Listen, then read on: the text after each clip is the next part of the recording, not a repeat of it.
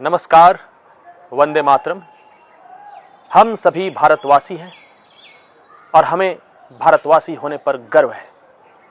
इसके साथ ही हमें अपने देश की सेना पर, अपनी मिलिट्री पर भी हमेशा गर्व रहता है। हमेशा उनके लिए सम्मान बना रहता है।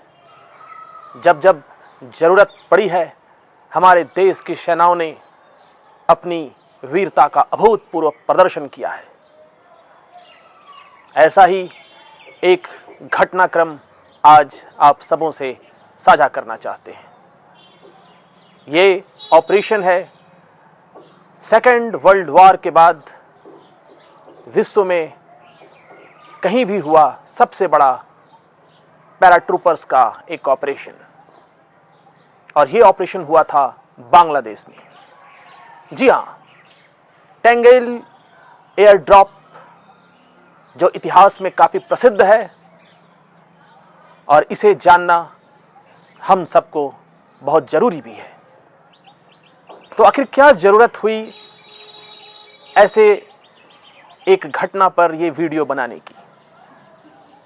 दोस्तों, आज इंटरनेट के युग में सूचना प्रौद्योगिकी का जो जाल फैला है, हर जगह जिस तरह से जानकारियां उपलब्ध हैं, जिस तरह से वीडियो की भरमार पड़ी है, वहां ऐसे मुद्दों पर भी संकीर्ण राजनीति से, क्षुद्र मानसिकता से या गलत जानकारियों से कुछ ऐसे वीडियो बन जाते हैं जो हमारे सैनिकों के अदम्य साहस और शौर्य को कहीं ना कहीं वहां उंगली उठाते हैं।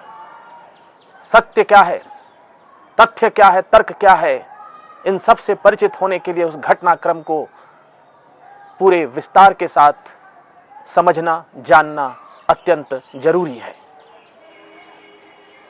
पता होगा कि जब 1971 में ईस्ट पाकिस्तान में विद्रोह हो रहा था, मुक्ति वाहिनी अलग बांग्लादेश बनाने के लिए संघर्ष कर रही थी, तब भारत ने मुक्ति वाहिनी का साथ दिया था, पाकिस्तान को दोनों छोरों पर पराजित किया था। ये ऑपरेशन उसी समय का है। इस ऑपरेशन की खास बात यह है कि इतने ज्यादा संख्या में, इतनी बड़ी स्ट्रेटजी के साथ दुश्मन के क्षेत्र में द्वितीय विश्व युद्ध के बाद और उस घटना के बाद अभी तक ऐसा कोई एयर ड्रॉप नहीं हुआ जहां सेना ने इतने सारे इम्यूनिशन के साथ, हथियारों के साथ किसी दूसरे देश की सीमा में अपने पैराट्रूपर्स उतारे हों। ढाका से कुछ ही दूरी पर स्थित टेंगेल नामक जगह पर यह एयर ड्रॉप 11 दिसंबर 1971 को हुआ था। इससे जुड़ी कुछ खास बातें हैं। सेकंड पारा रेजिमेंट के कुलवंत सिंह पन्नू के नेतृत्व में इस ऑपरेशन को अंजाम दिया गया था और इस ऑपरेशन में शामिल हुए थे 22 डकोटा, 20 पैकेट्स, कुछ कैरिबाउ और AN-12 इस तरह के विमानों का प्रयोग किया गया था। हुआ यह था कि जब वहां भारतीयों को, भारतीय सेना को एक विशेष ऑपरेशन के तहत जमुना नदी पर बने पुंगली ब्रिज को पाकिस्तान की 93rd इन्फेंट्री जो ढाका की तरफ बढ़ रही थी उसे रोकना था और उसे कब्जा मुक्त करवाना था, और वहां ग्राउंड पर सपोर्ट के लिए अपने सैनिकों को उतारने थे, एम्यूनिशन को उतारना था।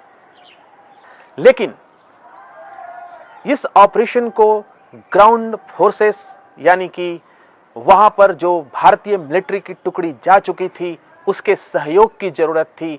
उसके अलावा मुक्ति वाहिनी जो बांग्लादेश को मुक्त कराने के लिए संघर्षरत थी, उसने भी इस ऑपरेशन को अंजाम तक पहुंचाने में अपना भरपूर सहयोग दिया था।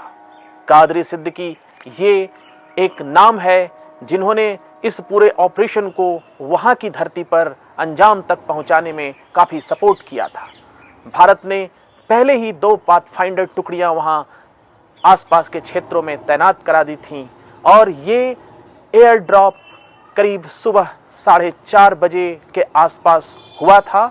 और इसकी खास बात यह थी कि करीब 1 टन एम्यूनिशंस के साथ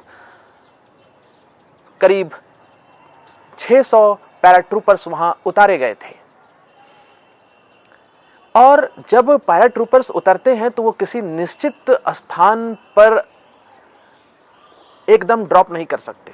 जब ये ड्रॉप हुआ था, एयर ड्रॉप हुआ था, तो इनका जो सर्किल था वो करीब करीब 2 से 2.5 किलोमीटर के रेंज में ये फॉल कर रहे थे।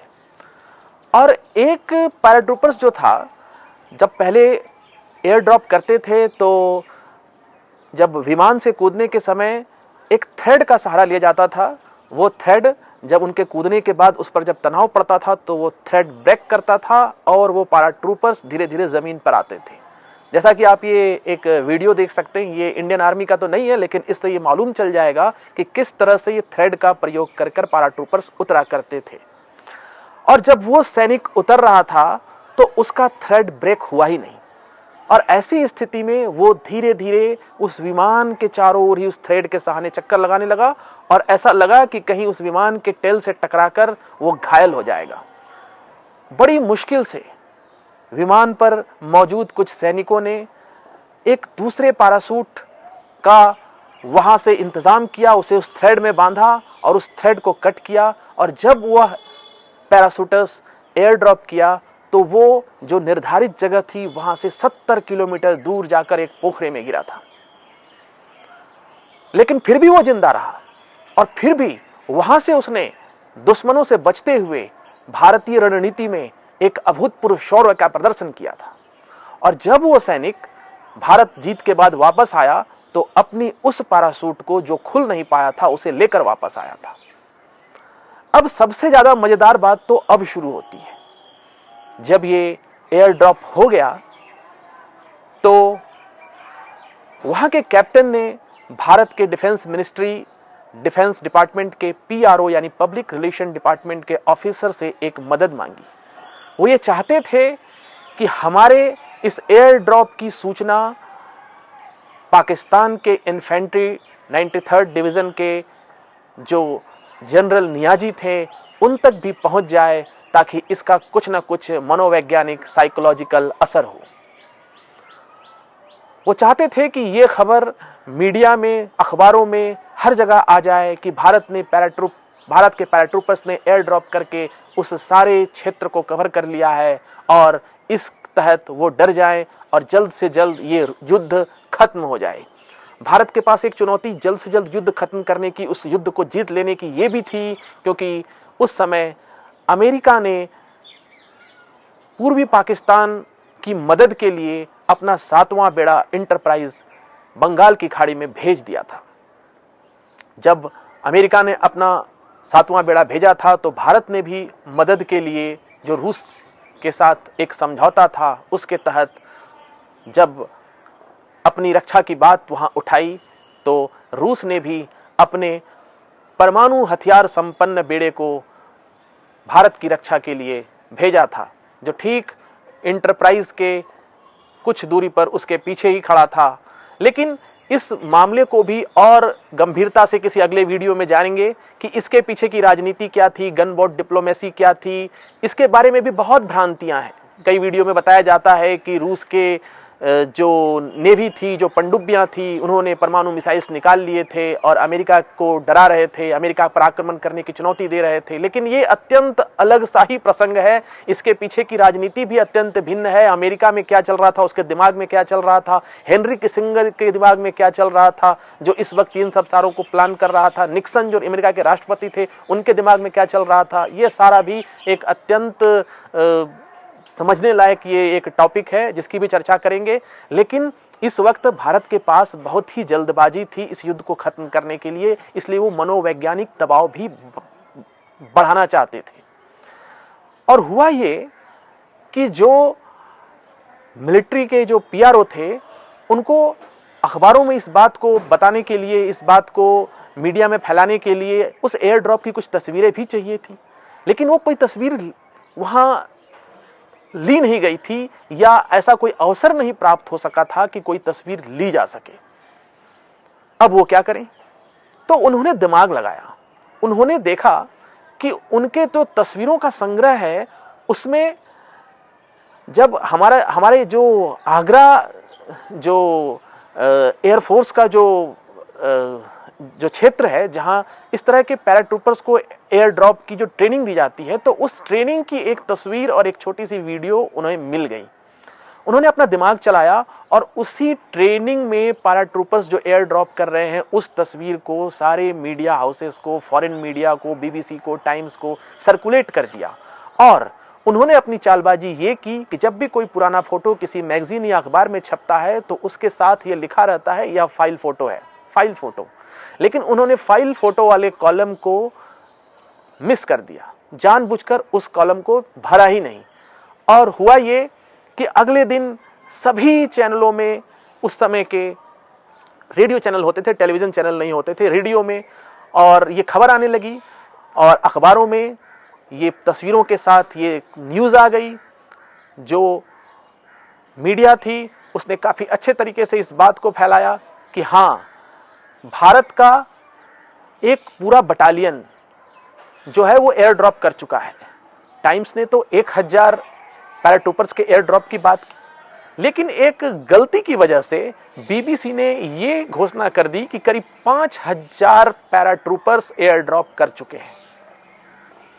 इस बात का इतना असर था कि जनरल नियाजी पूरी तरह से डर चुके थे। इस घटना का ही असर था कि वो सरेंडर करने का पूरा मन बना चुके थे, क्योंकि उन्हें समझ में आ चुका था कि अब इतने पैराट्रूपर्स यहां की धरती पर लैंड कर चुके हैं तो अब हमारा ईस्ट पाकिस्तान को अपने कब्जे में रखना काफी मुश्किल होगा। और ये घटना इतनी ज्यादा भारत के लिए अच्छी साबित हुई, इसने भारतीय सैनिकों को इतना बल दिया कि जब नियाजी ने सरेंडर किया तो उसके पास टाइम्स का वो पेपर था जिसमें यह खबर छपी थी, और जब उससे भारत के कमांडर ने पूछा था तो उसने बताया कि हाँ, आपका तो पूरा पैराट्रूप्स ही आ चुका है, यहाँ पूरी बटालियन ही आ चुकी है वहां। ये प्रोपेगेंडा का बड़ा असर हुआ था। ये टैंगली एयर ड्रॉप का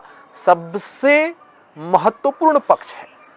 ये एक बहुत ही वीरता शूरता की गाथा वाली कथा तो है ही, गाथा तो है ही, घटना तो है ही, ऑपरेशन तो है ही। उसके साथ इस तरह के मीडिया प्रोपेगेंडा का क्या असर होता है मिलिट्री वॉरफेयर में, इससे संबंधित भी यह एक बहुत ही महत्वपूर्ण बात है।